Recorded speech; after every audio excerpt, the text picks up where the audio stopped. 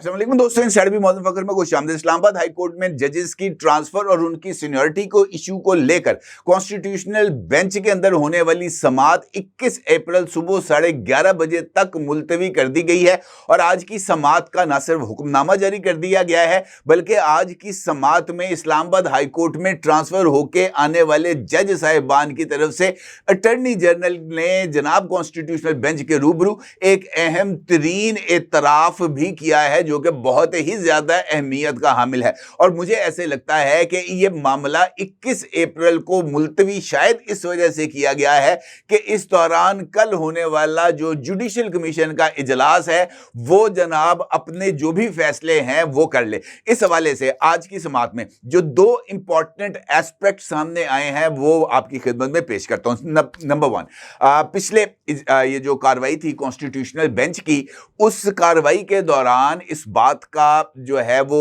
नुक्ते को उठाया गया था कि ये जो जज साहिबान ट्रांसफर होके आए हैं इस्लामाबाद हाई कोर्ट में, इनसे भी इनका मौकफ लिया जाए, इनसे पूछा जाए कि वो इस सूरत हाल में ये जो इस्लामाबाद हाई कोर्ट के 5 जजेस की तरफ से उनकी तकर्री को चैलेंज किया गया है, वो इस सूरत हाल में क्या मौकफ इख्तियार करेंगे। तो इन जज साहिबान, जिनमें जनाब सरफराज डोगर साहब जो कि एक्टिंग चीफ जस्टिस हैं इस्लामाबाद हाई कोर्ट के, उन समेत ट्रांसफर होके आने वाले 2 जज साहिबान ने अटॉर्नी जनरल के जरिए कॉन्स्टिट्यूशनल बेंच को आगाह किया है कि वो इस केस के अंदर किसी तरह का कोई भी जवाब या किसी तरह की कोई कानूनी पोजीशन नहीं लेना चाहते। वो अपने मुस्तकबिल को कॉन्स्टिट्यूशनल बेंच के रहमो करम पर छोड़ रहे हैं और वो कॉन्स्टिट्यूशनल बेंच के रूबरू इस बात का यकीन दिलाते हैं कि कॉन्स्टिट्यूशनल बेंच का हर फैसला उन्हें कबूल होगा। उनको ये बात भी कबूल होगी कि जनाब उनकी अपॉइंटमेंट को काला दम करार दे दिया जाए,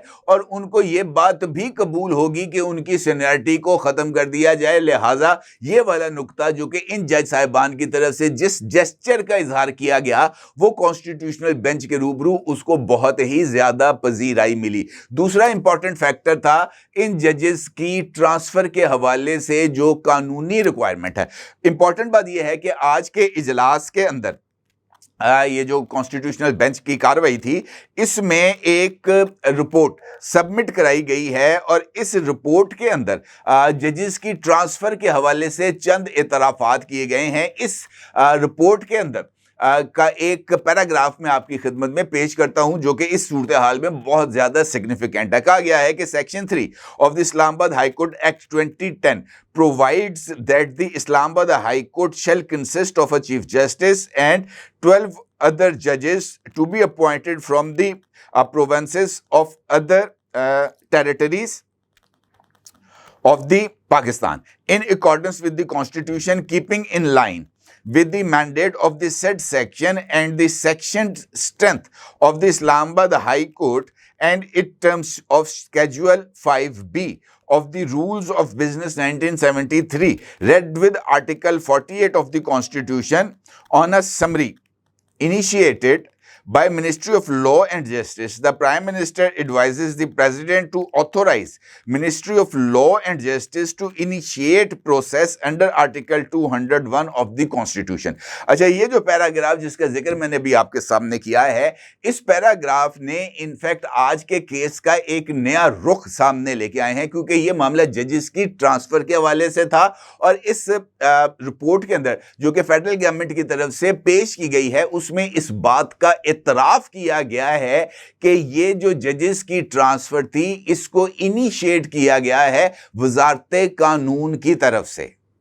ठीक है, ये नुक्ता बहुत ज्यादा अहमियत का हामिल है, क्योंकि इसी ट्रांसफर के इशू को लेकर जस्टिस मोहम्मद अली मजहर साहब ने पिछली समाअत में ट्रांसफर के प्रोसीजर के बारे में बताया था कि प्रोसीजर का आगाज कैसे होता है। आज फेडरल गवर्नमेंट ने इस प्रोसीजर के हवाले से बताया है कि जनाब इस प्रोसीजर का आगाज लॉ मिनिस्ट्री की तरफ से हुआ था। लॉ मिनिस्ट्री ने इससे वजीर आजम से इजाजत मांगी थी और वजीर आजम ने सदर ममलिकत की इजाजत के बाद ट्रांसफर के इस प्रोसेस को को शुरू करने की इजाजत दी थी, जिसके बाद जजेस से कॉन्सेंट लिया गया और मुतलका हाई कोर्ट के जजेस से कॉन्सेंट ली गई, फिर चीफ जस्टिस से कॉन्सेंट ली गई और फिर सदर ने उसका नोटिफिकेशन जारी किया। यानी तमाम का तमाम जो कानूनी प्रोसीजर्स हैं ट्रांसफर के हवाले से वो मुकम्मल किए गए और ये गेम चेंजर साबित हो सकता है। आज की समात में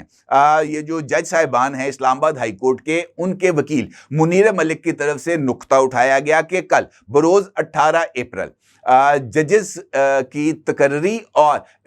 इस्लामाबाद हाई कोर्ट के अंदर मुस्तकिल चीफ जस्टिस की अपॉइंटमेंट के लिए जुडिशल कमीशन का इजलास होने जा रहा है। लिहाजा जुडिशल कमीशन को ऑर्डर किया जाए कि वो इस्लामाबाद हाई कोर्ट में मुस्तकिल चीफ जस्टिस की तकर्री ना करे अनटिल अनलेस इस केस का फैसला नहीं हो जाता। इस नुक्ते पर भी जो कॉन्स्टिट्यूशनल बेंच था उसने किसी तरह का ऑर्डर नहीं पास किया, बल्कि उन्होंने अदालत में मौजूद अटॉर्नी जनरल से पूछा कि जनाब इस सूरत हाल में आप बताएं कि कल जुडिशल कमीशन का इजलास किस मकसद के लिए तलब किया जा रहा है। तो अटॉर्नी जनरल ने अदालत के रूबरू बताया कि कल होने वाला जुडिशल कमीशन का इजलास में 2 जज साहिबान की कॉन्स्टिट्यूशनल बेंच में तैनाती के हवाले से सिफारिशात का जायजा लिया जाएगा और अटॉर्नी जनरल ने इस बात का जो है वो बताया अदालत को रूबरू कि जनाब कल के इजलास में इस्लामाबाद हाई कोर्ट के चीफ जस्टिस की अपॉइंटमेंट का एजेंडा अभी तक शामिल नहीं है। इस तरह का कोई एजेंडा जुडिशल कमीशन के इजलास में नहीं है, जिसके बाद जनाब ये जो कॉन्स्टिट्यूशनल बेंच था उसने अटॉर्नी जनरल के इस मौक़िफ़ के बाद कि अब तक इस लम्हे तक एजेंडे में ये जो है मुस्तकिल चीफ जस्टिस की अपॉइंटमेंट नहीं है, उसके बाद जनाब किसी तरह का कोई तहरीरी ऑर्डर जारी नहीं किया कि जनाब ये एजेंडे पे नहीं आ सकती या आ सकती है और समाअत 21 अप्रैल तक मुलतवी कर दी गई। अब मेरे नज़दीक ये जो दोनों पॉइंट्स मैंने आपकी खिदमत में रखे हैं ये बहुत ज़्यादा अहमियत के हामिल हैं, इस वजह से कि देखें जो भी सर्कुलर्स जारी किए जाते हैं मुख्तलिफ मीटिंग्स के लिए, उसमें ये एक आखिरी लाइन लिखी होती है कि any other agenda item can be tabled with the approval of the president या चेयर।